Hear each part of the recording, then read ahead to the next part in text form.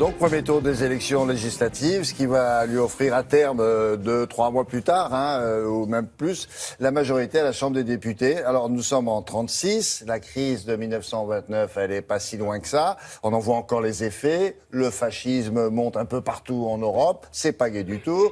Et pourtant, cette période est perçue comme ça, dans la conscience collective, comme heureuse. On voit des gens en train qui agitent des bouquets, ils sont contents, ils partent en vacances, c'est ça. Comment est-ce qu'on peut expliquer ça? Mais rétrospectivement, effectivement, ça a fait naître beaucoup d'espoir. Et il y a des avancées sociales dont on bénéficie encore qui datent du Front populaire.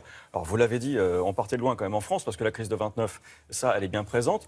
L'économie est à genoux, les ouvriers sont quand même démunis face à leurs employeurs, face aux patrons. Mussolini est en Italie, Hitler en Allemagne. Voilà, à un moment donné, il faut un sursaut. Et il va y en avoir un sursaut politique, premièrement, et un sursaut de la classe ouvrière en second. Regardons le contexte. On va reprendre la chronologie de toute cette période, parce que ça commence, en fait, en février 34. Il y a des manifestations très violentes d'extrême droite. Il y a plusieurs dizaines de morts qui vont se dérouler donc en février. Ça choque tout le monde, la population, les politiques. En 34, des manifestations vont se mettre en place un petit peu partout en région, à Paris, contre la montée du fascisme. Parmi les politiciens de gauche naît déjà l'idée de peut-être mettre en place une union. Alors le Front populaire, ce sera ça, effectivement, une coalition de gauche, la première d'ailleurs.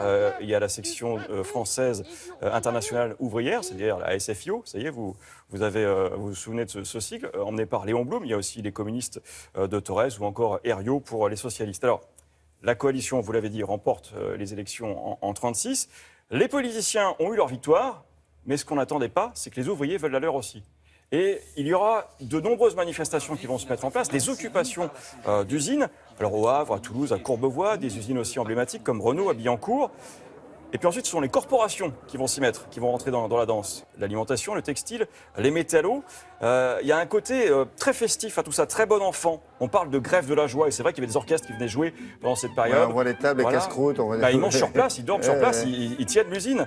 Alors, et surtout, il n'y a pas, ou alors très peu d'intervention des syndicats et des politiques. C'est vraiment une grève qui appartient à la population. Et tout ceci donc aboutit aux accords de Matignon. Alors, qu'est-ce qui nous reste justement aujourd'hui du Front populaire?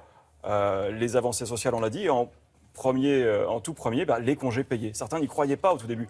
Alors, je vais pouvoir prendre 15 jours de vacances, mais en plus, je serai payé. Oui. J'ai regardé encore des interviews hier issues des archives de l'INA. C'est une question que les gens posent. D'accord pour les vacances, mais est-ce que je vais recevoir de l'argent en même temps? Oui.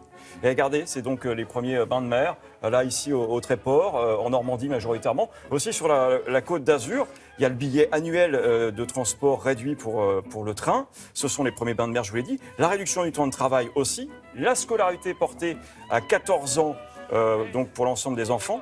On le sait moins, la création du CNRS. Là, c'est des superbes photos, ça a inspiré Cartier-Bresson, Willy Ronis et tant d'autres. L'Artigue aussi, Zachary L'Artigue qui a dû en faire quelques-uns de ces clichés. Ça n'a duré qu'une année, 36-37, mais quelle année! Et ça reste encore, je dirais, l'âge d'or aussi aujourd'hui de la gauche. Merci beaucoup.